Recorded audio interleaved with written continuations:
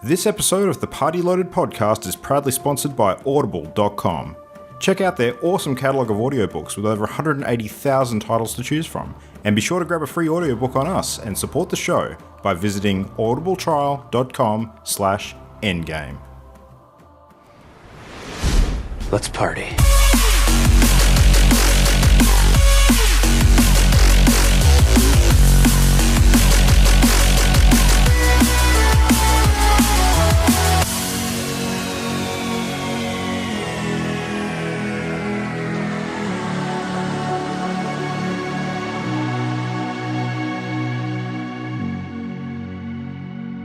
Hello, one and all, and welcome back to the Party Loaded podcast. It is Wednesday, the 6th of February. It is the evening. It is time to give you your weekly hit of everything great in the world of video games. I am one of your hosts, Luke Retallick, partying up tonight with the crew consisting of Mr. Christian Paulson Brown.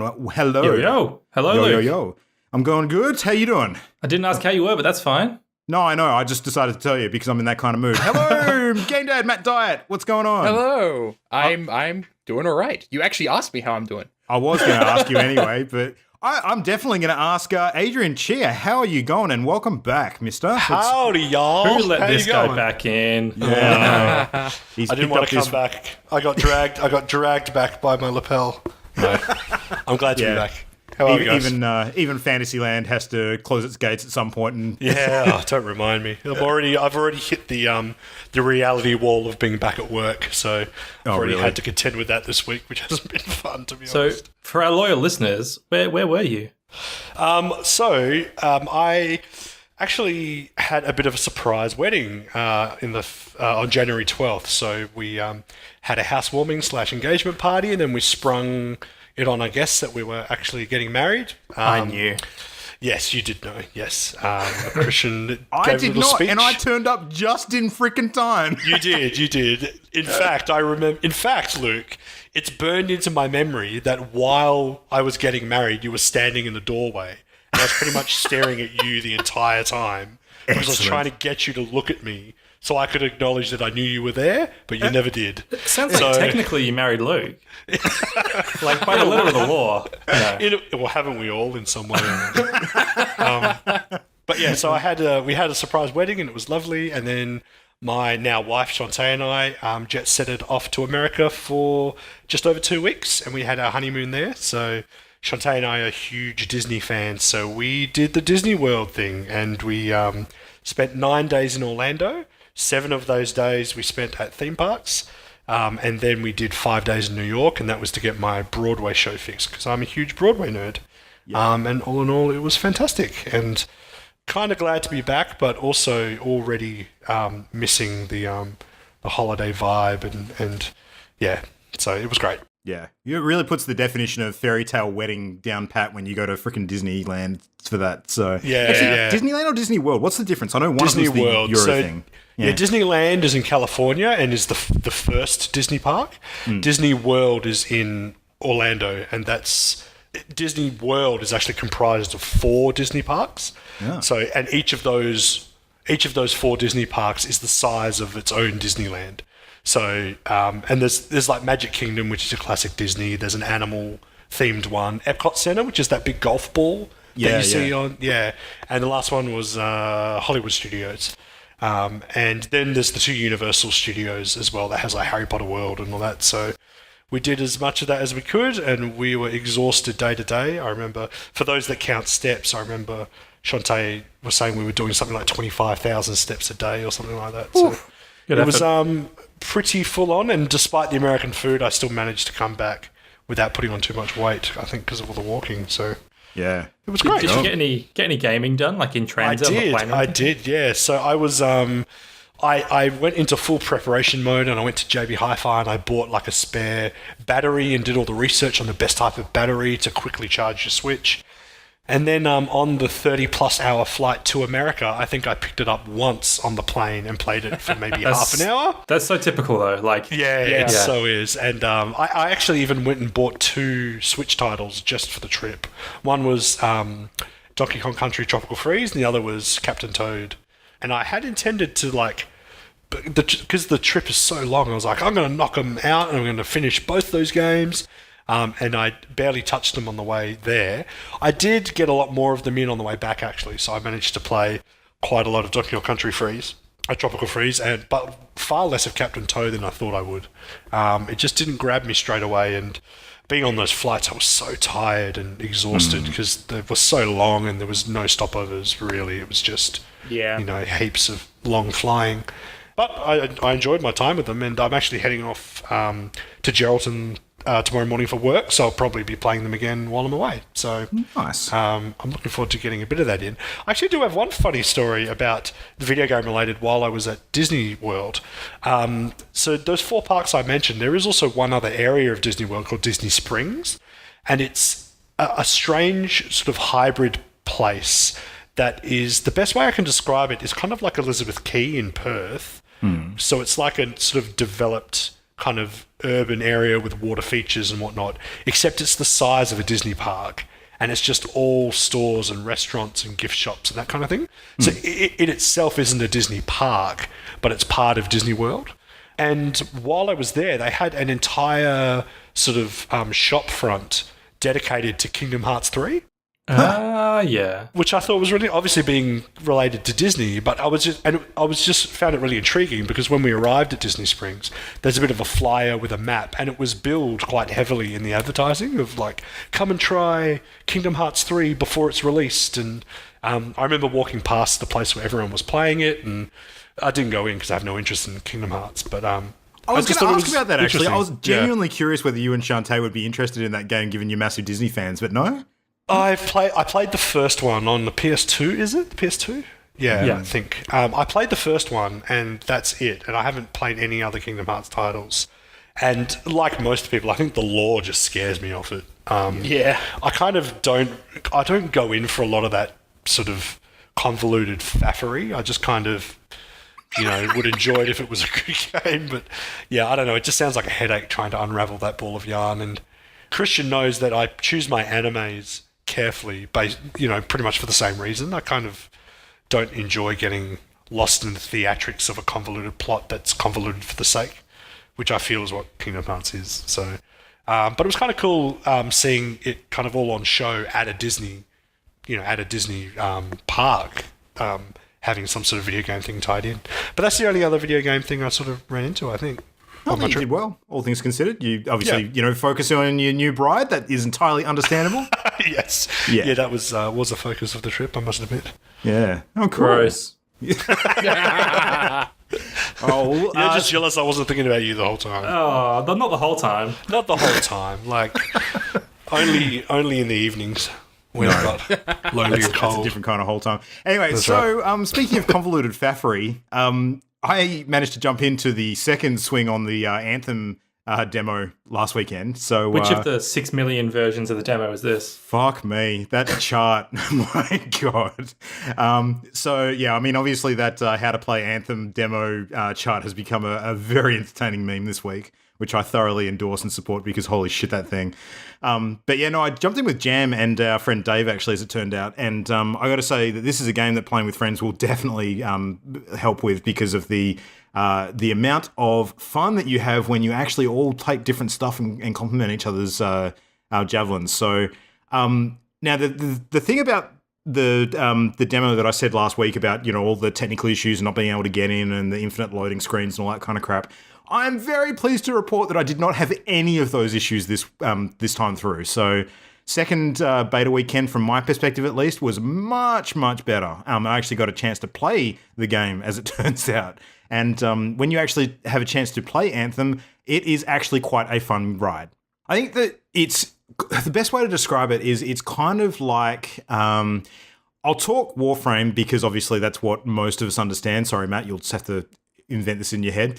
If you think about the way Warframe plays as like a third-person shooter, it's kind of like Warframe with less ninja shit and the flying mechanic added in. So you're still quite mobile, but you don't have all of the sort of springing and sliding and jumping stuff that you have in that game. There's, still jumping and that kind of thing, but it's just not quite as mobile.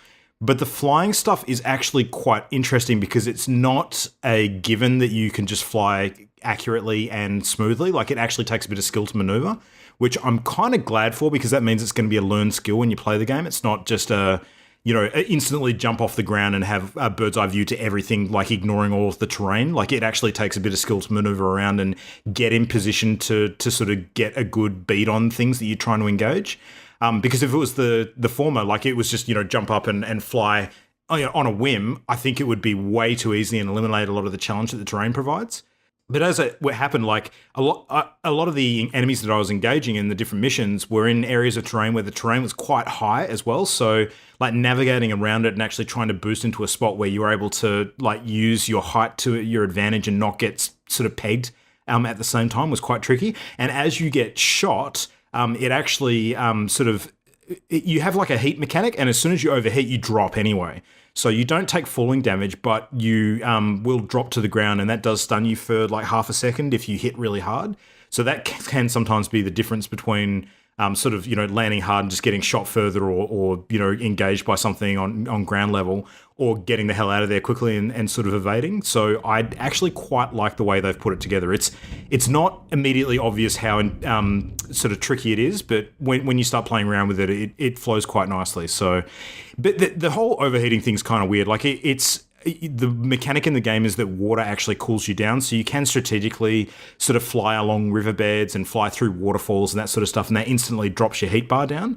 And I can only assume that as you upgrade your javelin sort of later in the game, there'll be things to improve your heat sink and that kind of stuff. But as it is at the moment, the bursts of flying are not as big as you'd expect, so you kind of spend a fair bit of time doing extended jumps at the moment, unless you're being really tricky about using water. So yeah, but it was interesting. Like the shooting's a little bit bullet spongy, but otherwise pretty good. It's not quite as smooth as Destiny shooting, but it's not too bad. Melee I barely experienced, but one of the things I do like a lot is the fact that you can use all four of the different javelin types. So unlike in a game like Warframe, where you kind of have to switch out Warframes between missions and spend a lot of time and effort sort of sinking into developing them. Actually, I guess it's not that different to Warframe. No, it is very similar to that. You'll sort of work on your individual javelin suits. What I'm sort of comparing it to differently is Destiny, where you pretty much pick a class and you stick with that class, unless you want to recreate a character from the ground up. So yeah, that's kind of it. Did you guys sort of see anything and have anything that piqued your interest with Anthem over the demo weekend? 'Cause I feel like there's a lot more sort of info about how the game plays out in the wild now, and people are sort of drawing a bit more of a conclusion as to whether it's going to be their thing or not. I watched a streamer I follow play the demo, and my conclusion just from watching that is it was exactly what I expected and nothing more. Like I watched it and I'm like, yeah, this looks like exactly like what I expected Anthem to be. Of course, like naturally, it's going to look good. It's going to have good core gameplay because it's got millions of dollars behind it. So it's not like EA is going to fart out like a game that just doesn't work and doesn't look nice or play nice. Yeah. But I think like for me personally, it's all about like the details, like beyond the core gameplay. And from what I've seen, the game still doesn't appeal to me personally. Yeah, that's fair. I had an interesting sort of think about Anthem, and I haven't seen a lot of gameplay footage, but I remember saying to Christian like ages ago when it was first sort of appearing in news feeds and stuff, I was like, oh, what do you think of Anthem? Is that going to be good? I wonder what it's going to be like. And I remember being, to be honest, immediately drawn to it because it just kind of fulfills a bit of an Iron Man power fantasy. And I was like, oh, it's going to be awesome to just fly around like Iron Man and shoot missiles at his shoulders. And I think that's true. But I mean, and again, touching on Warframe a little, over the last week since I've been back and seeing a bit more of it, I kind of get this different feeling now that it's kind of bland. Like when I look at it, it's just kind of, it makes me think of Halo, where it's just like put a dude in a cool looking suit, fly around, shoot some aliens, but it doesn't like have a sort of creative soul, which I feel like Warframe has. And I mean, it's probably because I'm still on such a Warframe bender, but having now experienced that game that is so weirdly artistic, I find Anthem, from a sort of visual artistic perspective, quite shallow looking now. When at first I found it quite interesting and engaging, now I'm just like, oh, they got backwards legs. That's about it. That's all I can think of that makes me kind of drawn to them now. And it's kind of that whole Space Marine trope of like, it's another Space Marine, that's about it. So yeah, I guess that's my thoughts on it. I'll definitely still check it out because for all I know, I'll start playing it and love the way it plays. But like most of my video gaming experiences as I've gotten older, it's dependent on how much fun I'll have in multiplayer, I think, as opposed to a single player experience. Yeah. And who's available to you to actually do that with, for sure. Yeah. I think it's for me as well. Like, it appeals to me visually. I think it's a really beautiful game, and the fact that it's a sci-fi game with mechs is really, really cool because I love sci-fi and I love mechs and robots. So I love mechs, but I dispute that these are mechs. Yeah. Because mechs are piloted, suits are worn. Yeah, exactly. And I totally agree with the Iron Man thing as well. Like that the whole feel of actually, hey, did BioWare just make a good Iron Man game finally? Like, if that was a thing, then that'd be great. But I feel like there's nothing in there that jumps out as being new or different. It kind of feels like it's... There's been a lot of memes out there where it's like, they took Mass Effect Andromeda and Warframe and then had a baby, and that's what this is. But it doesn't do anything new or different from either of those games, and it kind of loses the best parts of both of them. I've kind of heard that too, but I disagree slightly in the way that the different sort of methods of movement exist in this game that are different to Warframe. Like, it's kind of hard to describe until you play it, but the flying, it really is something different and remarkable that changes the whole game. So, yeah. Yeah, does it really change the whole game? Because it's like, sure, it has flying. It's going to have something different, but is flying enough? Like, when you're talking about like the broader model of the game and how it works as a loot shooter, and, leading you to end game content and then that sort of stuff. Like, I think on that level, it seems like it's not really doing anything new. Well, I think that it goes a bit beyond just being a mechanical twist in terms of how your suits operate, because the entire game world is built around the fact that you can fly. So it changes your speed of traversal, the height at which, locations are going to be, the spacing of enemies on the ground, because you're assumed to be able to get from one place to another quite quickly and be able to engage and disengage at speed. I think it's beyond just like a twist. I really do think they built the game around the mechanic. I think for me, for the first time ever, and again, I don't mean to harp on about it more, but with Warframe, I feel like since playing Warframe, it's really changed, I think, what I want out of games. Because up until anything I played before Warframe, I could probably say that I was just kind of into it on an aesthetic level. But now, having experienced the sort of the infrastructure and the meta of Warframe, I kind of want that in every game now. So when I think of Anthem, I'm like, cool, it looks good, but if it's going to have the staying power for me on my sort of daily roster of games, it's going to need to provide more on the back end, which I've never really wanted out of a game before, but now that I've experienced a really good back end, I really want that again. So I'm just hoping it has, and I'm talking things about like specifically loot grind, because I play a lot of loot grinders. I'm really hoping that it satisfies me in the way that Warframe does and doesn't dissatisfy me the way that Destiny 2 does. Yeah. If it's somewhere in between, that might be okay. Ideally, it would satisfy me as much as Diablo 3 or Warframe in regards to grinding. It's good to have payoff for the time put in, for sure.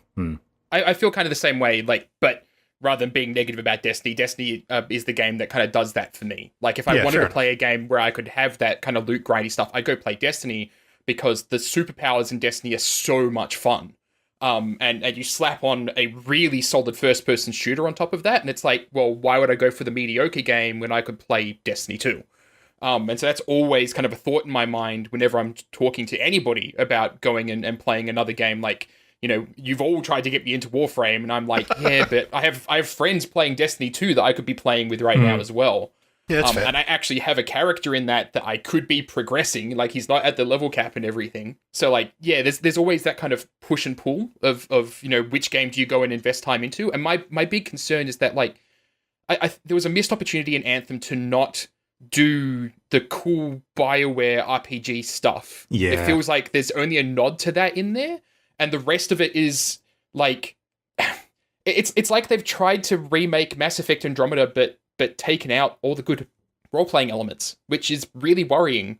Like, to me, that the moment that I saw the gameplay, I'm like, oh god, like the third-person shooter stuff was never the best element of any Mass Effect game, and if it's just going to be that without role-playing, then I'm going to hold my judgment on the character stuff for now, because the narrative mission that you do through the demo is actually kind of interesting. And I dug the way that they were sort of interacting with the characters for that particular little snippet of story. So I think it's probably too early to judge that. But I share the same fears as you, Matt. I think that, that is their strength. They should be using it. I've seen gameplay and decisions, and it's like 2 decisions. It's kind of a binary choice. And there's like, the fact of the matter is that it's a multiplayer world. You can't make any decisions that are going to change anything because everybody has to exist in the same place. Yeah, it's true. So I don't know. Wait and see. I think the end answer is probably going to be that it'll live and die by its end game and progression mechanics. So I think in 3 years it'll be a fantastic game. Yeah, I would agree with that. If it 6 months, supported for that long. if give it another 6 months, and I reckon it will actually be up there for competing. Like it'll be a more interesting game in 6 months. Yeah. But I mean, given that Warframe's had 7 years of development behind it, if anyone expects it to be on par with that on launch, I think they're kidding themselves. So it's always going to be behind Warframe and Destiny, no matter what. Yeah, one thing that does encourage me, just one last thing, is that they have confirmed that all future content will be like free. It's just cosmetics are the only thing they're going to charge for. So new expansions, new javelins, all free. How very un-EA like of them. Well, they could be charging $20 for the skins, which is a rumor going around right now. So yeah. All right. So quick Assassin's Creed Odyssey updates. Matt, what's going on with that?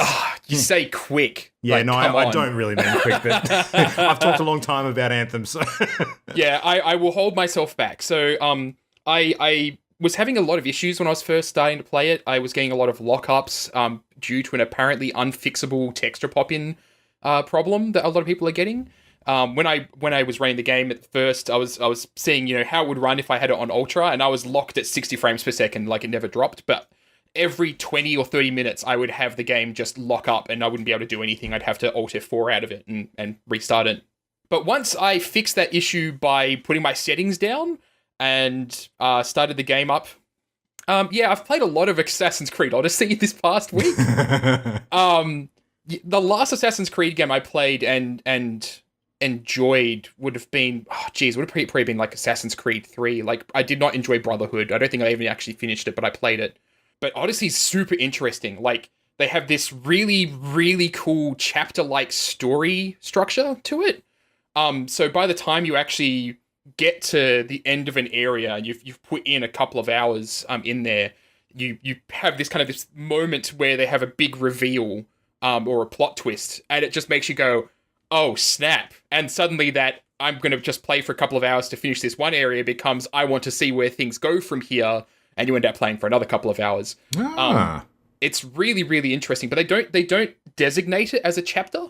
It's just kind of a moment that happens, but it feels chapter-like because it's separated out every couple of hours and just keeps you really engaged. It's really interesting storytelling. The combat feels a little less precise than older Assassin's Creed games. It's gotten me in trouble on a couple of occasions because you end up like flailing wildly, and you fight multiple armies in this game, and you can actually side with them because your character's a mercenary. And so if they are in a big fight and you want to jump in there and be like, I'm going to help out the Spartans against the Athens dudes, and you jump in there and you start slashing around, chances are you're going to hit the Spartans, and then everybody's going to be attacking you. It's really hard to designate targets, but the combat at the end of the day feels a lot like the Dragon Age 2 combat, which is a good thing because I enjoyed the combat in Dragon Age 2. One of the things that I was thinking when I was playing it, and I think it was Christian that had said when we were playing Red Dead about the fact that you couldn't get away from civilization. Oh, yeah. That is not a problem in Odyssey. Like, you can just... I have just ran off in the direction of the wilderness, and there will be little points that you can go to and explore and everything, but it is so easy to get away from civilization in that game. And that's good to know. It's huge. There is tons of open space. It's actually kind of daunting. I honestly don't know if I will ever finish this game because it's just so goddamn massive.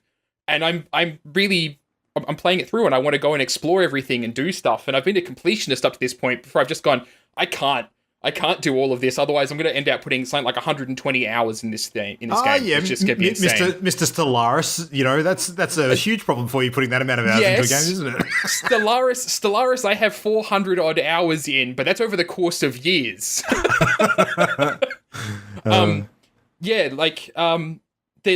So I was 20 hours into the game, and it introduced another mechanic that is actually really interesting. They have this whole system in there that's it's not a spoiler because it's there from the start, but there's other mercenaries that kind of turn up, and I was thinking that they were kind of going for the Lord of the Rings game. I forget what it's called, but the Nemesis system. Yeah, I thought they had something like the Nemesis system, but it's not. It's kind of boring and bland, actually, which is unfortunate. But this other system is really, really interesting, and it's the first time in the game that it actually starts making you feel like an assassin. Is it the cultist system? It's the cultist system, yeah. I was trying to avoid it because I didn't want to spoil anything. But I mean, saying there's a cultist system isn't that spoilery, but... Fair enough. Who doesn't love a good cultist system, really? It's the first time you really get given targets. You have to research them and find out information on them to go and hunt them down. Yeah, it's really good. So before we started recording, I actually was playing a little bit, and when I first started playing Odyssey, I was a little bit worried that the decisions was just going to be kind of bland and fall flat. But I've been really surprised. And that was just kind of solidified for me when I was playing it today. There was a really cool conversation that my character got into with a great Greek philosopher who I won't name because that is kind of spoilery. And you actually have a conversation about choice. And it's basically after you've gone and done this thing that you are required to do to progress the story. Like, you have to go and do this thing. But he basically starts talking to you about, what your motivations are for doing this sort of stuff. And you can have all these decisions that are really character defining. Like, what is your character like? And it was really funny because in the course of this conversation, and he's being a Greek philosopher, so he's basically talking in circles. But at the end of it, my character is basically like, look, fine, I'm a freaking mercenary, okay? I did it for my own benefit. And I just got a good laugh out of it. Because this philosopher character is actually just really, really interesting. Really, he just came out of the blue. He turned up, started talking to my character, and then went away. But at the end of it, I'm like, that was actually a really neat little experience, having this whole back and forth with this Greek philosopher. And I think, yeah... If what is it? It wasn't Odyssey, it was Origins. Yeah. If Origins is this good, I am so back into Assassin's Creed. Like, holy shit, Odyssey is good. I'm having a lot of fun with it. Awesome. Well, I did pick it up during the week, you'll be pleased to know. So good. I'm going through Leon's part 2 in Resident Evil 2 Remake, and as soon as I finish that, then I can jump in and play that before the next thing takes my attention away. I'm looking forward to hearing your opinions on it, because I get it's I think there's a problem there with a lack of focus. Like, the game just has so much to do and so much in it that you're not just doing the assassin-y thing, and that's part of what I loved about Hitman, right? Yeah. But in terms of just like a gigantic open world RPG, it's a lot of fun. It's actually a hell of a lot of fun. So, final question before we move on: Alexios or Cassandra? I'm playing Alexios. Yeah. Cool. I almost played Cassandra, but I was like, no, I'm gonna play Alexios and roleplay a dude because that's what I'm good at. Fair enough. All right. Well, the last game that we were going to sort of chat a bit, having played a little bit of, is actually a good segue into our news for this week. Now it's time to hear some gaming news. Time for some gaming news. All right, so Respawn dropped a new game out of freaking nowhere. Yeah, they did. Yep, and turns out it's look, I'm just going to come out and say it. It's actually pretty fucking good.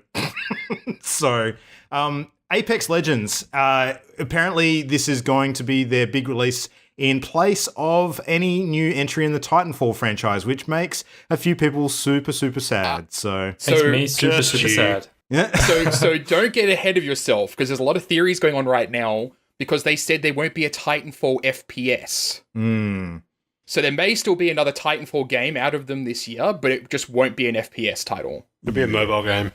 If it was a Titanfall like strategy game, sort of like BattleTech, holy crap, I'd be all over that. Okay, yeah, that could be interesting. Like a what was the Maxis one we played last year? The indie game by the BattleTech. No. The one that we Into the Breach. Yeah, Into the Breach. Yeah, that's the one. Into the Breach. Yeah. Yeah, interesting. Yeah, I mean, I played the original Titanfall. I didn't play Titanfall 2, despite having heard like a lot of good things about that game. It seems like a bit of a a cult classic that a lot of people missed because of the timing. Like it was released right next to, I think, Battlefield 1 at the time, if I'm recalling correctly. Yeah. And suffered greatly because of that being sort of... Battlefield 4, actually, I think. But 1 and 2, yeah. Yeah, but another thing, like a lot of people miss Titanfall 2 because Titanfall 1 was multiplayer only, and Titanfall 2 had a single-player campaign, and it's the single-player campaign that stands out to the fans. Like, to people who actually played it, or people like me who really enjoyed it anyway, it's one of like the best FPS campaigns in the last like 15 years. Like, I'd probably put it like second to Doom only. But I love the single-player campaign so much, and that's what is the tragedy for me. Don't give a crap about the multiplayer in Titanfall 2. Didn't even play it. But I miss that single-player campaign so much. Such a weird It's actually trajectory. on my list of games to pick up. Like Titanfall. I want to pick up Titanfall 2 and I want to actually play the single-player campaign. Probably do that on stream because I've heard such good things about it. Yeah. Ironically, I wouldn't be surprised now if, due to Apex sort of grabbing a lot of attention, people go back and play Titanfall 2 if they missed it before. Yeah. Which could be quite good. But all right, so anyway, Apex Legends is apparently set in the same setting as the Titanfall universe, which is a little confusing to me because A, the graphic style is a bit different. B, there's no Titans at all. And there is no set. So, well, yet. There was an article I read today where they were talking about the fact that they removed the Titans because they had a very precise kind of view on what they wanted to have a crack at in terms of the Battle Royale sort of genre, because they'd sort of seen what other games had done and they wanted to pick their own thing and didn't want to necessarily do the whole sort of on-foot dude versus Titan kind of thing. So Apex Legends is a squad-based Battle Royale, and it's a hero-based one in a way, but kind of not like Overwatch, where every character is massively unique and has a huge range of different abilities and powers and ways of fighting. More like... and I described this to you guys today, it's a bit more like how the characters in Rainbow Six Siege work, where they're largely the same in terms of your standard movement and shooting and kit outs and that kind of thing, but then they have special abilities that are the things that actually differentiate them. So, yeah. I was talking with Christian about it, and I think it's far more similar to Evolve in the way the characters, mainly because if you look at I think it's 6 or 8 characters that are currently available, each of them falls into a category of like offense, tank, healer, and something else like scout or something.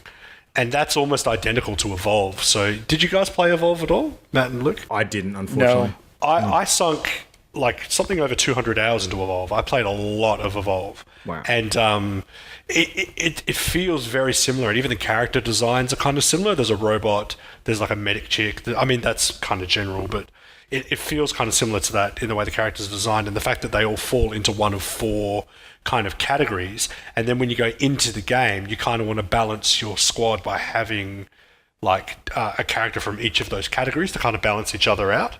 So in that way, I think it feels quite similar. But yeah, I mean, Christian and I jumped into a couple of games already and had a play around, and it seems fine. It hasn't blown my socks off or anything.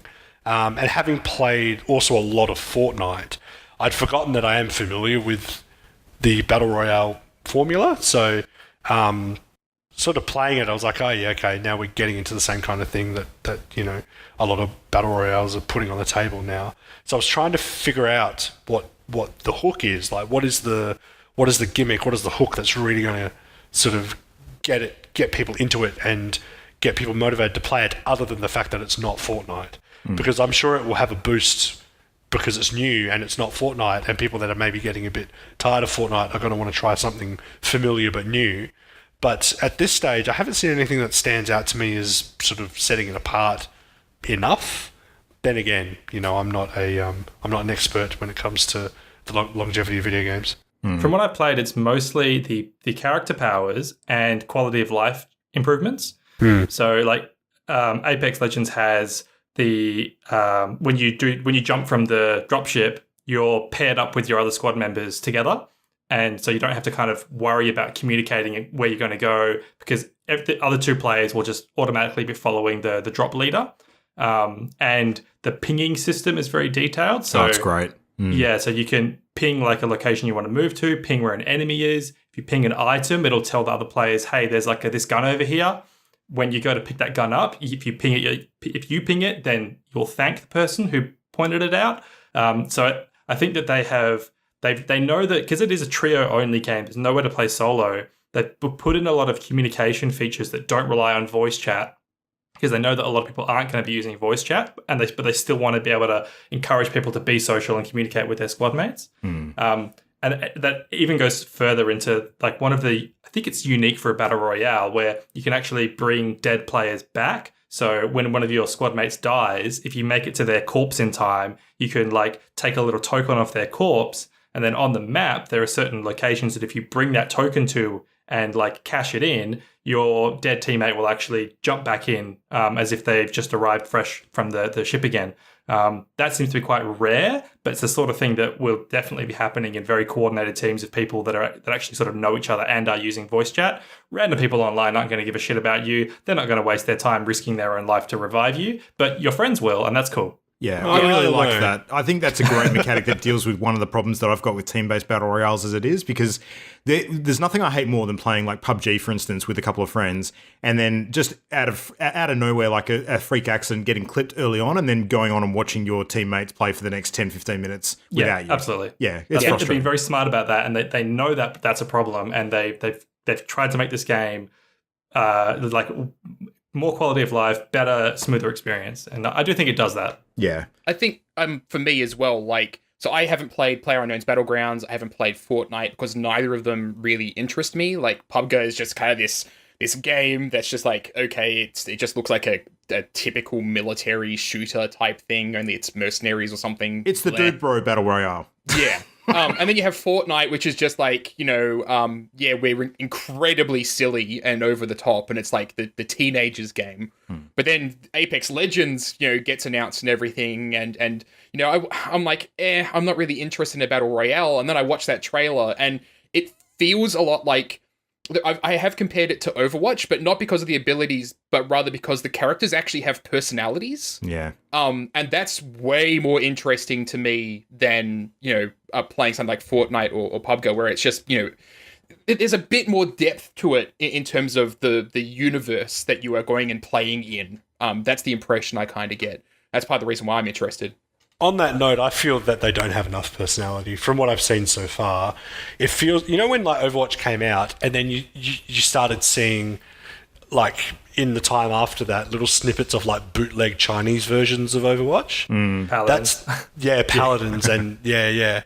And what's the other one with the giant monsters that move towards each other on the map, and you have to run around? I can't remember. Anyway, it makes me think of that. Like, the characters in this feel like Diet Coke versions of other game characters to me. But I don't know. It's more of a feeling and a vibe than something I can articulate very well. I think that's a personal thing. That the characters don't appeal to me either. I think they actually remind me a lot of the Evolve characters, like you're saying, Adrian, where their personality is in a few lines that they'll say here and there. But that's it, really. There's nothing much more to them. There's no backstory. There's no relationships between them, anything like that. Overwatch could have gone down the same route, though. Like, a lot of that background stuff was established outside of the game, really. Yeah. But I think the Overwatch characters, just they're designed so much more appealing. Like, they've got that kind of Pixar look, and they're just generally more appealing. But there's no disagreement here. Yeah. I want to say as well, like, the Apex Legends had loot boxes, and the kind of like content that you get in the loot boxes, I think, is total crap, because a lot of it is customization for things that I don't ever give a shit about customizing. So you get voice lines for the characters, but they're voice lines that go in like different situations. So it'll be like a revive your friend voice line, or a kill the enemy voice line, or like shit like that. And like, that's just filler for loot boxes. And then you also have like, your character has a banner, which is like a customizable portrait, and you can get like frames for it and poses for it and that sort of stuff, which again, to me, is just like loot box filler. There's nothing there that I actually want to get. The skins you have to purchase with the in-game currency that you get from grinding the missions. Reminds me a little bit of Heroes of the Storm, how one of the loot box items you get in that game is like a spray to put on the ground. I'm just like, when you're playing a MOBA, who gives a shit about putting a spray on the ground, really? Yeah. So it's one of those weird ones. A couple of things I really liked about the game besides the pinging system. I thought the tutorial was really cool. Sort of getting in and explaining how all the different controls worked, and sort of doing it in a slight narrative style with targets in like a range. That was really interesting. So I quite appreciated that. But I also liked how like the whole arena is set up like an actual sort of almost like an arena on TV, Battle Royale style thing where you've got banners up all over the place that sort of show people who are in the lead, and there's constant announcement voiceovers sort of saying, you know, who's the current kill leader, and you actually get incentivized by getting extra points for killing people who are in the lead and that kind of thing. That sort of stuff, you know, it really adds to the theme, and I liked it quite a bit. But but the most remarkable thing about this game is that it's a polished full game. It's not early access, so that's different to almost every other big Battle Royale game so far. It got launched 48 hours after it was announced, which is like, holy shit. On top of that, it's free to play. They've already had a good track record of listening to community feedback, even in the first sort of day or so, which is good. Server issues seem to be pretty absent for the most part. Like, everyone's been reporting that it's been going pretty smoothly. So I'm not sort of saying that this one's going to necessarily take Fortnite off its perch, but I think if anything was going to have a good crack at, rising to the challenge at the very least, this thing's had a pretty solid start. So, yeah, I don't know. The way it was released was genius to announce it and drop it in the same day, because they knew that people were going to groan and whinge and say, oh, Battle Royale, Battle Royale. And people like me were going to say, oh, this sucks because it's not Titanfall. But they just, to get around that, they're like, hey, the game's out. You can play it. Like, they got rid of that, like, build-up section of like a negative news cycle and just went straight to the game being out, which is really clever. Yeah, and as it turns out, the game's good. So somebody did point out a little bit of a worrying thing.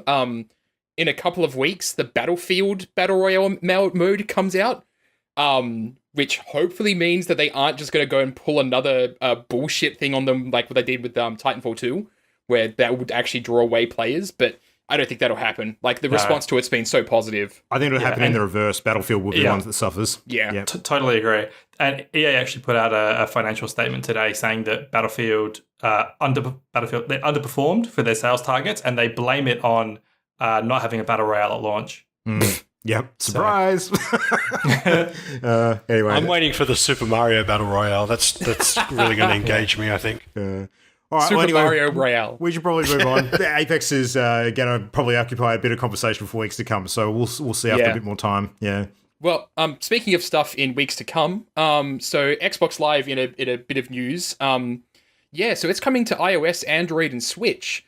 And we don't know exactly what capacity it's going to be in, because this announcement, I say with finger quotes that you can't see, came through a summary of a GDC talk that's going to be happening in late March. And basically, they're opening up the SDK to allow any developer to make cross-platform titles that basically can make use of the Xbox Live stuff on other platforms. So if you're playing on an Xbox Live game, like Minecraft on iOS, and you unlock an achievement, it'll unlock that achievement across the Xbox Live platform for everything, rather than just being on that device. There's no telling just yet how far that goes. Like, it could basically mean that, hey, maybe we're going to see Xbox titles on the Nintendo Switch, which would be incredibly cool. We just have to wait until March. So it's only a small little bit of news, but it's an interesting potential for the future. The summary of the talk emphasizes a lot that Microsoft is really focused on doing cross-platform stuff. So there could be some interesting stuff in the end of March about Microsoft and Nintendo maybe cooperating. So the only thing we've seen of a similar nature so far is how you use your Xbox Live account with Minecraft. So, which, seems to be reasonably smooth. And one thing I do like about that is the fact that when you play Minecraft on the Switch, you get all of your Xbox achievements through that, which, for people who care about that is really cool. So, yeah. Yeah, the turning point I'm waiting for is them announcing that Nintendo and Microsoft are partnering to do something. Like, I think if that's such a bigger and different deal, that if that's the case, then that's huge. I had mentioned it, I think, last year when we were doing was it early this year we were doing predictions, but it would be incredible if Microsoft actually teamed up with Nintendo, because Nintendo's not filling the same market that Microsoft is, right? Like, Nintendo isn't doing HD stuff. They're doing, handheld games, essentially. That's not a market that Microsoft cares about. So it would be incredible for them to team up. That'd be amazing. The Nintendo Surface Pro. I think it's really clever from a sales perspective too, because looking at a lot of the stats that get published throughout the year, most households that are purchasing consoles, they'll tend to pick a Xbox or a PlayStation, but it's usually the case that they'll have one of the two plus a Switch as opposed to instead of a Switch. So if they're trying to make people make the decision where they want to have the Xbox Switch combo so that they've got all that, interconnectability, then that's a really smart way to go, I think. It's super smart, yeah. Like, Microsoft could literally win over a lot of people by way of winning over Nintendo owners, Definitely, yeah. Well, speaking of Nintendo making some moves, we've got a bit of an announcement as far as their mobile games go. So it looks like the Mario Kart mobile game that's been getting worked on has been pushed back a little bit to be released in the US summer of this year. So that's a few months away. I think we were actually expecting that late last year when they first announced it. But in the meantime, it seems that they're going to be bringing a new puzzle game to phones themed around Dr. Mario. So, yeah. That's something we haven't seen for quite some time. So anyone who likes those Tetris-style games and wants something that's not quite as good as Tetris, maybe this will interest you. So Dr. Mario World apparently is going to come out worldwide in about 60 different countries. And it's being developed by Nintendo, Line, and NHN Entertainment. So they're a developer and operator of various different mobile games. So they're going to co-develop and jointly operate the game. And it'll be coming out soon. Don't know when. So early summer is kind of the scuttlebutt around that. So what that means in terms of the Mario Kart one, whether they're going to be fairly close together or not, remains to be seen. But mobile games have seemed to do reasonably well for Nintendo. They've had a couple of swings and misses, but a couple of decent ones. So Fire Emblem's gone on to do some pretty good numbers for them. And the Animal Crossing has been pretty popular and done reasonably well for them. So yeah, who knows? Dr. Mario seems like one of those games that people could just, idly pull out and play through and have fun with. I mean, I know if I had Tetris on my phone, I'd probably play it a bit. So, yeah, I don't know. What do you guys think? I'd definitely play it. I've always been fascinated by Dr. Mario since I was a little kid because I never got to play it. And I always remember seeing pictures of Dr. Mario and being like, when did Mario become a doctor? It was this weird mystery for me where I didn't know it was a game for a really long time. So I just kind of want to play Dr. Mario, to be honest. He has the most versatile freaking resume you've ever seen. Video game character, like go-kart racer, doctor, plumber, tennis player, golf player. Fucking crazy. Yeah, but not father. No.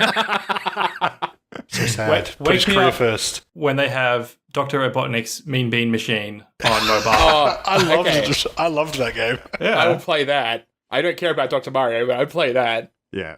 Anything with Dr. Robotnik in it's going to be good. Yeah.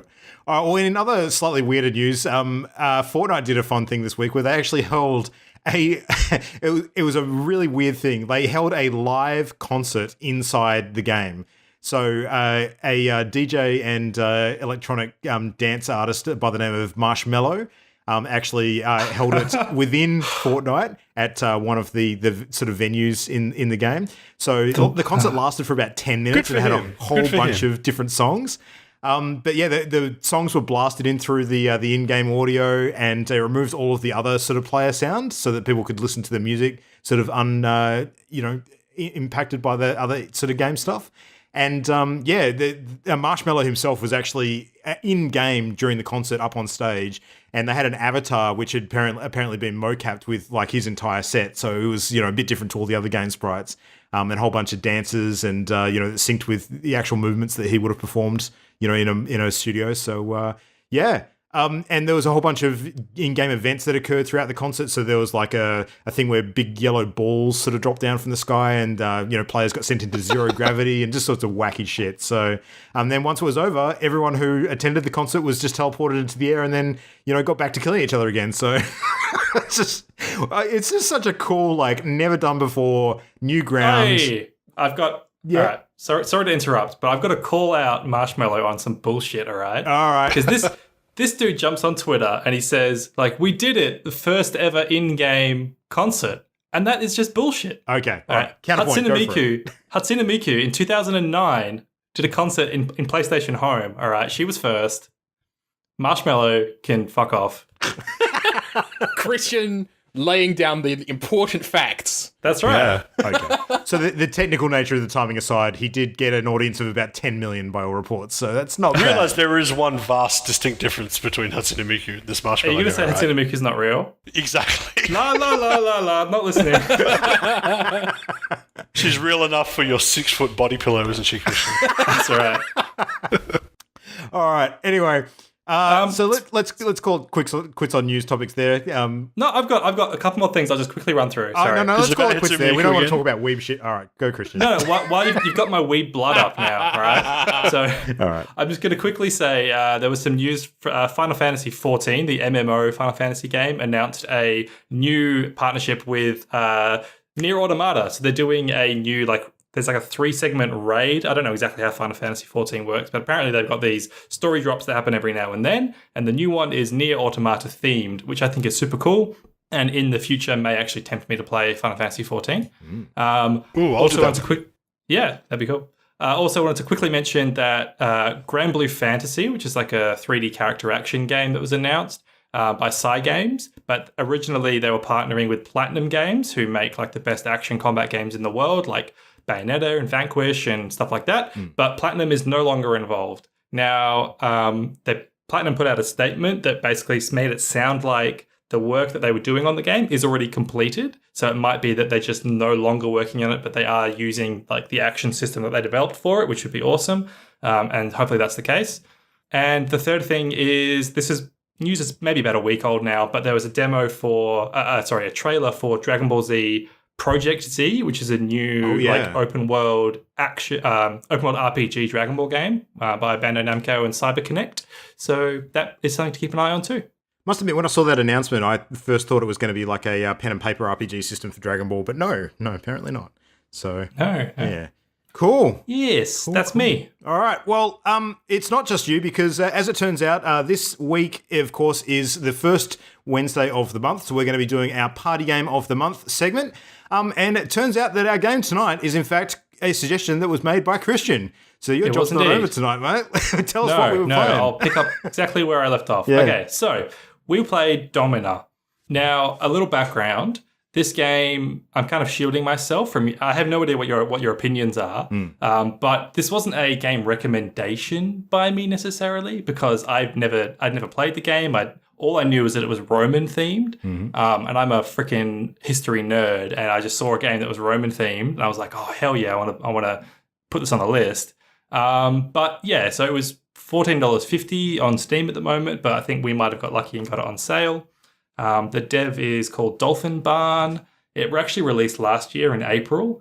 And so a quick summary of the game is it's like a pixel art gladiator simulator where you play a domina who is that's Latin for female master, a la dominatrix.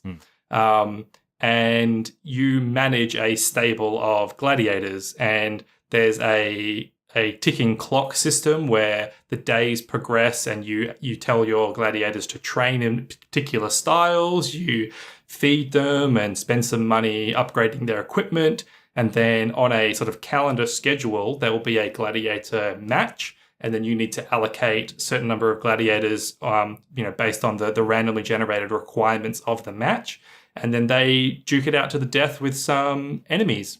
And most of the combat is actually AI controlled. You do have the option, if you research a certain ability in a tech tree, to control the gladiators yourself, one of them, but mostly it's AI driven.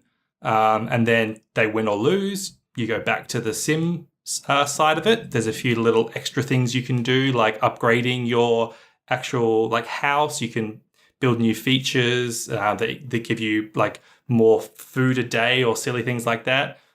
There are some special high profile matches which are kind of what you're working towards, where there are sort of 9 champions you need to defeat around the Italian peninsula, and then you kind of just go until your best gladiators win or die, and yeah, that's it. Cool. So what did you guys actually think of the game? Let's go Luke. I guess. So I'll tell you the thing that I liked the most about the game was the music. The music was awesome. Music's fantastic. Yeah. It was bizarrely like not as Roman themed as I would have expected. It was a bit heavier than that. So there's a few little like horns in there that make it a little Roman themed, like digital horns, but mostly, it's quite rock. Yeah, exactly. Which, bizarrely kind of suited the combat sequences better than I expected. So that was really, really cool. It definitely made you feel like, it is on kind of thing as you were going into the arena and battling. So now there was a part of this game that actually reminded me quite a bit of Darkest Dungeon, which is the nature of the fact that you're kind of building like a stable of gladiators, kind of similar to how you build like a party in Darkest Dungeon, but all of your sort of party assets are completely expendable. Like you are literally playing the game like a meat grinder in a way where you're kind of building up dudes that you expect to die, and you can't afford to invest too much sort of hope in them because they will just get brutally killed like at the drop of a hat. Sometimes in situations where you thought they're going to be victorious, like the game can turn on a dime and they can just die horribly. So don't get attached to anybody, basically, is the lesson there. But yeah, I thought the interesting thing was that the game's kind of designed to be played in like individual sessions because you can't actually save progress and exit the game. Like, you know what? You actually can. Oh, really? I couldn't work out how to do it. I was reading about this on like the game's Steam forum. So when it released, there was no progress saving at all. And that was a heavily requested feature. Right. And the dev ended up adding it in, but he must have just, not put in too much effort to actually make a UI for it. But basically, if you just exit the game in the middle of a run, when you start it again, there will be a button that says continue save game. Or it says continue last game, sorry. Right. But you don't, so you can't actually save, but you can load.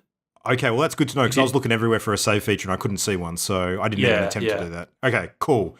All right, well, that takes away my last comment, but I guess my comment then switches to make it fucking easier to find. Yes, absolutely. Yeah. It sounds like something that he popped in quickly due to feedback, but didn't like put in the effort to actually make a proper UI for. Yeah, got it. I mean, it's mostly just due to those times where for some reason you need to get up from the computer and do something, or you have to turn it off, or you get a blackout or something weird. I don't know. There's a lot of times, especially as a parent, where I could appreciate you might need to drop a game and get back to it, and starting over from scratch would be kind of shitty. So, but yeah, like my first run was interesting. Like I was building up a sort of half decent stable of gladiators. I had about 7 of them on the go. I'd won some fights. I'd lost some dudes. I got one guy who got his head bit off by a lion, which was kind of amusing. Those things just insta-kill you. They're ridiculous. But then a random event occurred, and there was a bunch of Gauls outside chasing some soldiers. And basically, I got a note sort of saying, Gauls. That's the people that inhabited ancient France. Like Gauls! Asterix and Obelix, the Gauls. Come on. Yeah. So, so anyway, I got the option basically to do a few things. One of the options was let the soldiers in and let them hide in your ludus, sort of away from the Gauls and assist them in hope that they're sort of going to grant you their favor kind of thing or something like that. So I did that, and then the Gauls fucking beat down the gate and stole everything. So God. I lost all my wine, I lost all my food, I lost all my cash. And Holy then, crap. like literally clean me out. And from that point, I was still several days away from my next scheduled match. And so my Domina died of starvation, and it was a bit shit. So, wow. Yeah, it was brutal. So, but yeah, the whole game theme-wise actually reminded me a lot of the early seasons of the Stars series of Spartacus. Because those, I think it was the first season or the first 2 seasons actually deal with the whole sort of, building up like a gladiator stable and the sort of nobility involved in doing that. In fact, Lucy Lawless actually played the Domina in those seasons. Yeah, she's awesome. Yeah, she was really, really good. And like a lot of that kind of stuff around the gladiators sort of training with each other and that environment was very reminiscent of that kind of thing. So, I like the theme a bit. I mean, I like the game. I think it was cool. I think it's very, very brutal. I think there's quite a bit that comes down to chance. There's a lot of furious clicking when it comes to upgrading your dudes and not a lot of method besides that. So it's a bit lighter on the detail than I would have otherwise liked. The AI versus manual control thing is bizarre. Like, I think you I get the impression that later in game, the manual control might be a bit more useful as you upgrade on the skill tree to different skills that help you do it better. But otherwise, the AI stuff and versus manual seem to be much of a muchness for me. So, yeah, I don't know. What did you guys think? Yeah. You know what? Okay. So I'm going to start off my feedback by remarking on something tangentially related, but this does tie back. So I was watching some interesting videos recently that was talking about the design of Demon Souls and Dark Souls, specifically around the shield and the fact that a lot of people basically are of the opinion that the shield is the bad way to play those games. If you want to have fun in Demon Souls or Dark Souls, you don't play using the shield because it sucks. But the way the game is structured in those early games is in such a way that in Demon Souls, you get given a shield, and then the very first boss you meet is designed to kill you. And if you manage to somehow beat that boss, it throws you to another boss that just immediately kills you. Like, there is no way to escape the start of the game without getting brutally murdered. And that's the point. Like, the whole idea is basically to say very early on, you're going to die. But they give you a shield before this, so you feel like, hey, I need to really protect myself because everything's out to kill me. And then Dark Souls does the kind of the reverse, where you don't have a shield, you meet the first boss, and you can escape it, but it's very likely that if it's your first time playing Dark Souls at all, that thing's going to kill you. And then after you meet that boss, you find a shield, and you pick it up, and you go, okay, well, I'm going to use this all the time because I need to protect myself. But then Bloodborne comes around, and Bloodborne doesn't have a shield at all, right? And it's a very, very different experience, because rather than just basically being like, you need to protect yourself all the time, it's you need to play smart. And you need to work out how you're going to approach situations because you can't protect yourself. And you fight more aggressively because there's the whole mechanic there about restoring your health by hitting things at the right time. It's really unfortunate that Domina isn't so well designed. Because the first couple of fights are structured in such a way that you basically have to sacrifice some really strong soldiers that the game gives you. And there's nothing you can do except sit there and watch as they get brutally murdered. And it's clearly set up in such a way to basically say to you, don't love any of these guys that you have because they're going to die. But I ended up bouncing off this game really, really hard, which made me kind of sad because I think I had remarked when we were first going into it that I was looking forward to it because it was kind of a management kind of game, and I like that thing. The music is so fucking good that I'm disappointed that I bounced off of it. I love the art style, but I found myself just kind of getting to a point where it was like, I lost those first couple of characters, which I'm like, okay, well, I can see what they're doing here. I see what the messaging is.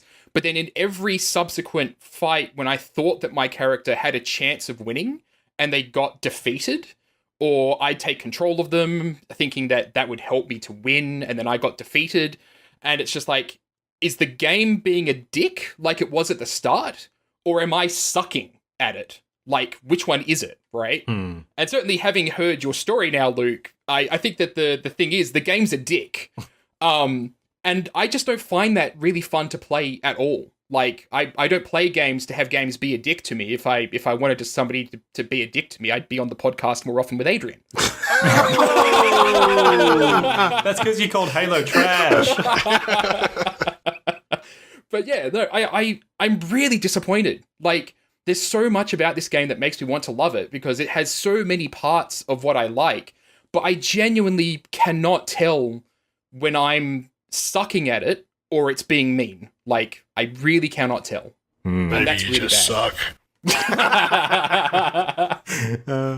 Did you play, Adrian? I did. So I haven't played it a great deal because obviously having just got back, I've been pretty jet lagged. I've been going to bed early most nights, but I did manage to get probably about half an hour, 45 minutes in. And I did enjoy it actually. I didn't think I would because I kind of, when I didn't know anything about the game. So at first I thought, when I saw like a trailer for it, I was like, oh cool, it's just like a little brawler. I'm going to just, gonna jump into the arena and hit some stuff as a gladiator. I had no idea that it was like a simulator. And so as soon as it started up and I got hit with walls of text, I was like, oh God, I'm too jet lagged for this.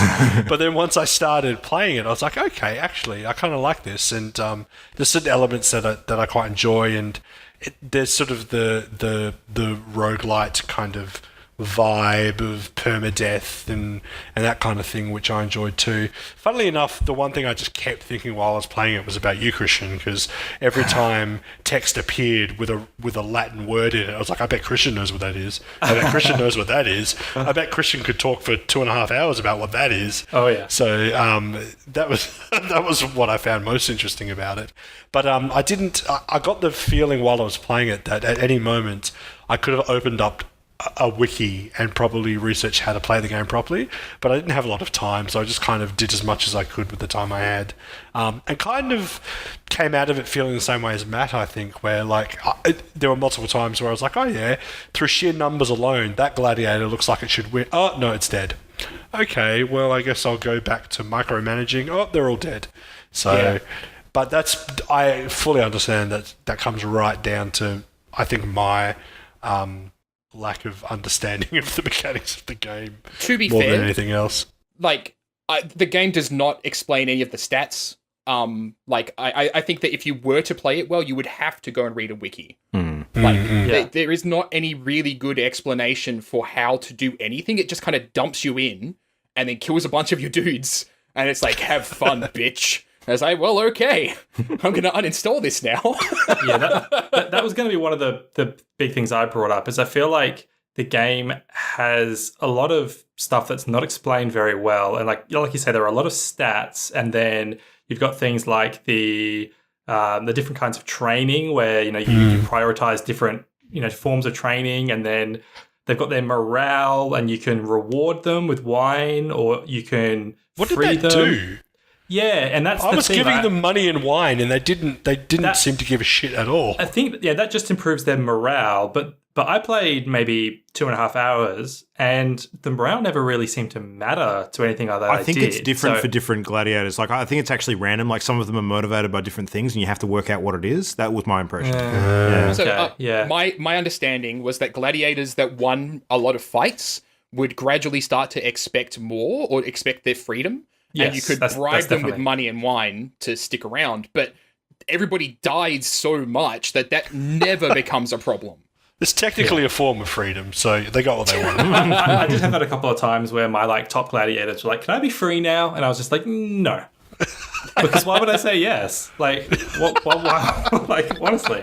But I also think that the way that the UI of the game is laid out could be improved vastly too. So you kind of have your gladiators in a grid, and you click through them individually and set them to train or set them to heal.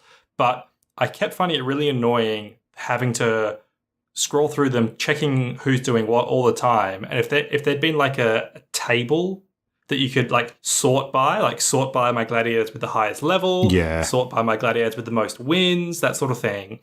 And I feel like I would have been in understanding and even tracking my gladiators better if I had a clearer way of seeing it all laid out in front of me.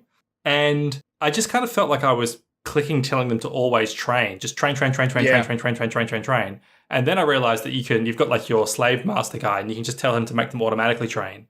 And then once I did that, I was like, I'm not really doing anything. I'm just I heal them if they're injured, they automatically train, and then they just fight and I upgrade their gear. I don't know. I didn't feel like there was much to the game. You get some random cards that you can assign to the different characters, but they didn't really seem to do much. It's just this guy will, 15% faster strength training or something like that. It's like, okay, I guess. Yeah.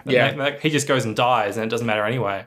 This is what Roman people had to do because they didn't have Tamagotchis like we do. That's right.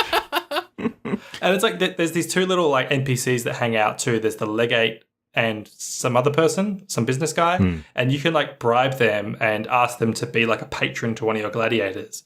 But they didn't. I felt like they needed to do more. They were kind of a bit pointless to me. They bickered a lot in my run through. Yeah, I don't know. I just feel like the game looked like it had a lot going on, but really it was kind of shallow. Yeah. One of the things that the stat in there that was meditation that defined how okay, if you're a game developer, don't put a skill in the game that defines how smart the AI is and allow it to be a thing that you can level up, because that's a really dumb idea.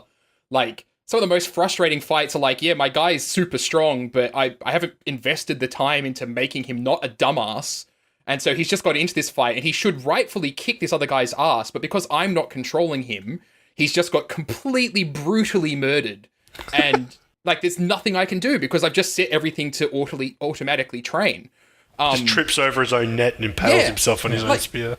Like, especially in the fights where they're chained up and they're supposed to probably play a bit more defensively. But instead, they're just, trying to rush forward and constantly hack and slash at others, or they're just constantly stabbing their own chain and ignoring the fact they're currently getting stabbed in the shins repeatedly. Like, don't make your AI's smartness a stat. That's really fucking dumb. And I felt like I just needed to focus on that because you can only control one character.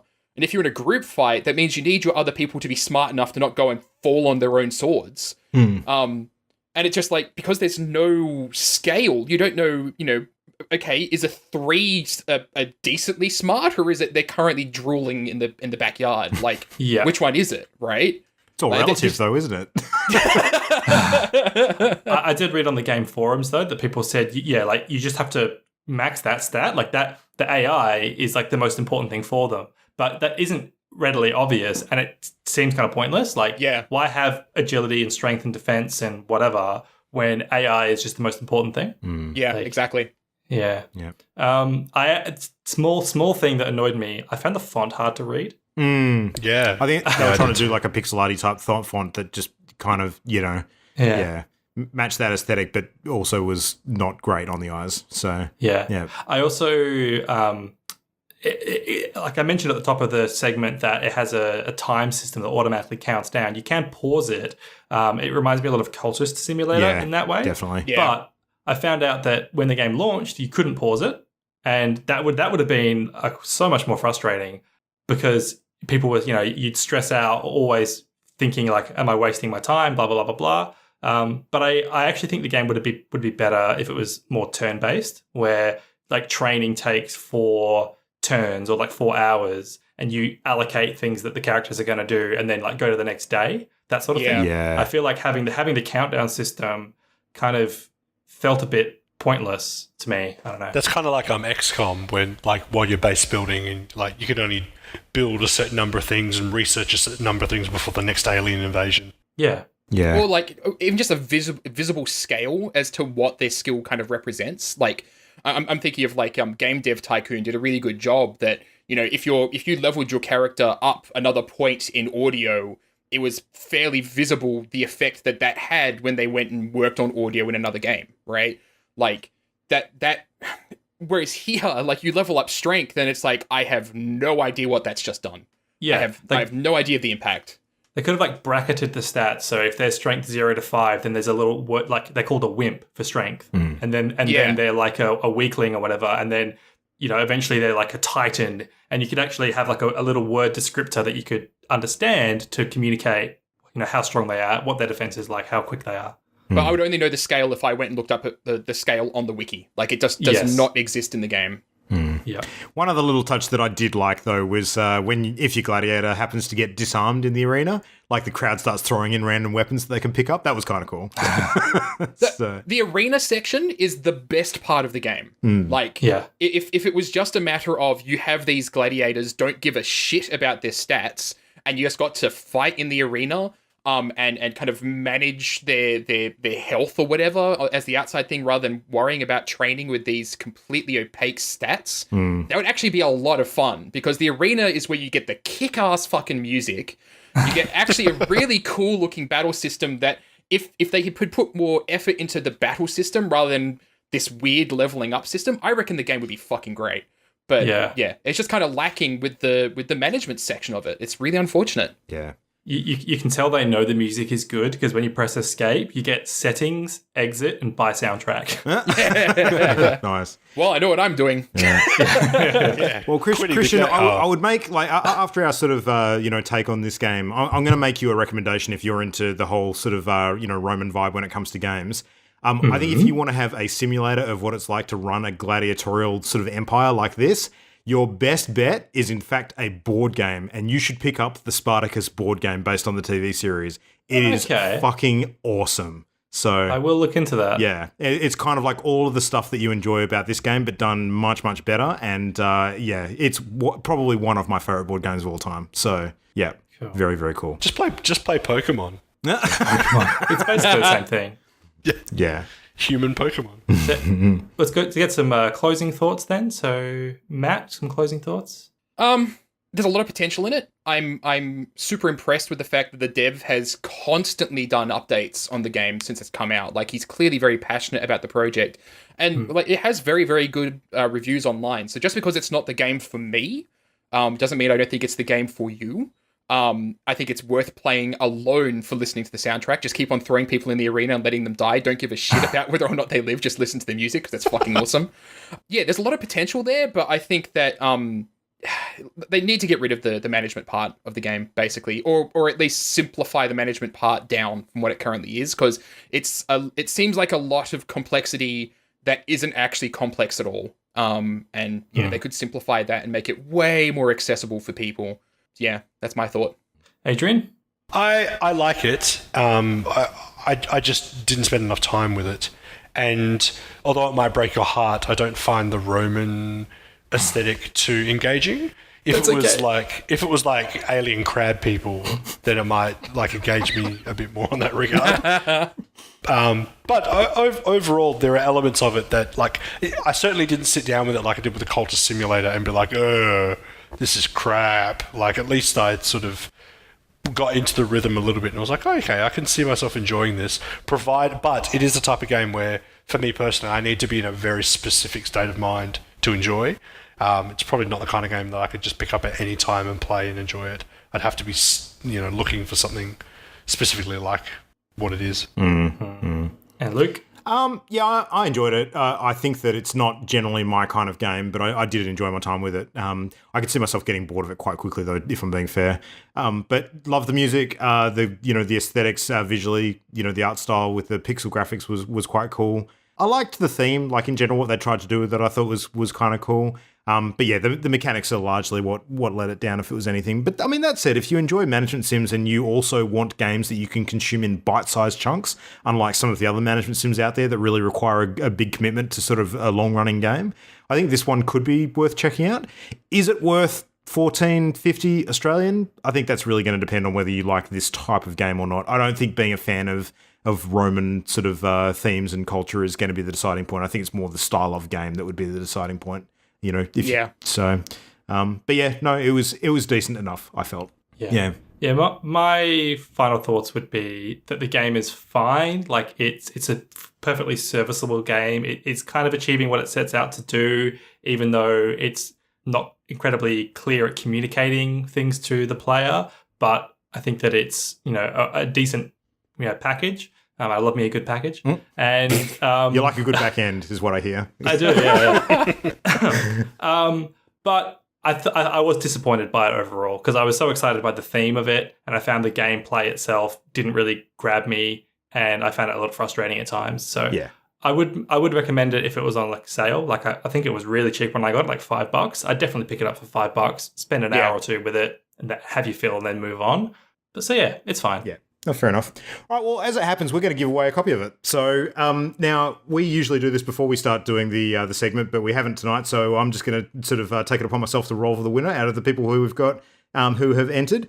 So if people want to win a copy of our Party Game of the Month, Christian, how the hell do they do that? They can contact us one of a number of ways. Probably the easiest is to either tweet at us, that's at PartyLoadedShow, or they can email mail@partyloaded.com. Or they can suggest that on our Facebook page, Party Loaded. And there are a few restrictions for the kind of games we want you to suggest to us. So it needs to be a game that's actually been released. So no coming soon, but if it's early access, that's all right. We want it to be on PC or multi-platform, PC mobile or multi-platform. So basically no console exclusives. Maximum of 40 Australian dollars, because we don't want to have to spend $60-$80 on a game that we might not enjoy. And you should really be able to get a good impression of the game from a few hours. So if it's like an MMO or like a games as a service kind of type deal, probably not the best thing to suggest. And yeah, if you can think of anything you'd like to add, shoot us an email, shoot us a tweet, and we'd love to hear it. like to keep the list as big as we can. Lots of good stuff to check out. So Yeah, cool. for sure. All right, well, by virtue of Ye Holy Polyhedron, the winner of Domina this week is Aaron, no last name given. So we've got his contact details, and we'll follow up and let him know he's won a copy of Domina. So nice one, Aaron. Yay, congrats, Aaron. There you go. Nice. Yay, congratulations. All right, but we do need to select our game for next month. So, Christian, I believe that you've got the required tools to do that. Ready to go? Selecting the game for next month? Yeah. I do not. Let me... Oh, no, have Matt had the dice. Sorry, go for it, Yeah, Matt. I have the dice. All right, here we go. Close that dock down, and what do we got? It is a 1. Ooh. That is Oxenfree. Oxenfree. This one's been on the list for quite some time, and I am very keen to check this one out. I'm just going to very, very quickly bring it up. I remember people raving about this game when it came out. Yeah. Saying, all I can remember is that it's apparently quite like touching or has some like emotional core to it, maybe. But All right. yeah, I don't know. Well, I can give you the good news right now. It's currently 75% off, so jump on that shit. Nice. So Oxenfree is a supernatural thriller about a group of friends who unwittingly open a ghostly rift. You are Alex, and you've just brought your new stepbrother Jonas to an overnight island party gone horribly wrong. So, heavy narrative game. Reviews are very, very positive at the moment. It is available on Steam. It's a single-player game. Has full controller support, but otherwise, that is that. It is typically Australian $28.99, but on sale right now. So that's a good one for us to jump onto. Yeah, hell yeah. I already own it. I just haven't played it yet. I was waiting for it to roll up, so I'm happy that it finally did. But Anthony Brown suggested that one to us, so thank you very much for the suggestion, Anthony. That is awesome. So there we go. Oxenfree next month. Cool. I'm happy with that. Good variety. From Roman Gladiators to supernatural island parties. Yeah. I'm totally down. Yeah. Seems like a good mix. Cool. All right. Well, that once again is an episode. So thank you very much, gentlemen. That was a good time. So anything interesting on the cards for the next week of games? More Assassin's Creed for you, I'm assuming, Matt? Anything else? I will continue playing Assassin's Creed. I'm going to ignore a lot of the side quest stuff this time around. I'm going to try and finish the storyline at least and then decide if I want to, keep on playing and completing all that extra content. What isn't Hitman stuff hitting this month? I think so. I know there's another elusive target coming real soon. I actually linked you all the details, so you should you did check that. Oh no, I looked at the details. Just I can't remember what specific date that stuff starts. There's happening. a Valentine's Day thing, I'm sure, coming. There is. Yeah. They've been doing like little mini events and everything like that, but I'm more interested in hopping in for like the elusive targets and such, the major stuff. Yeah. I've been thinking about what I want to do on a stream if I were to do any sort of streaming this week, and I might actually play some Apex, I think. Cool. So I'm in. Yeah. Just let me know when and make sure I'm not at work. Will do. Yeah. Nice. Well, I have 2 objectives this week. Number 1 is I'm going to check out episode 2 of Life is Strange 2, because that's out now. So I've been looking forward to diving back into that. And this weekend is the Division 2 open beta, I believe. So I'm going to jump in and have a look at that game because I'm very excited for Division 2. And I know that I'm in the minority amongst us, but that is going to be my thing very shortly, I think. So, Adrian, you're obviously reacquainting yourself with the world of Warframe. Yeah, I have lost time to make up for, but I think I'm actually going to put a bit of time back into the Switch titles that I bought too. So Nice. Going on this little work trip is probably going to give me time to sit down and spend some time with them. So I'm looking forward to that, and I'm actually quite enjoying Donkey Kong Country Tropical Freeze. It's surprisingly charming and light. So I'll probably put some more time into that. I've heard good things. Yeah.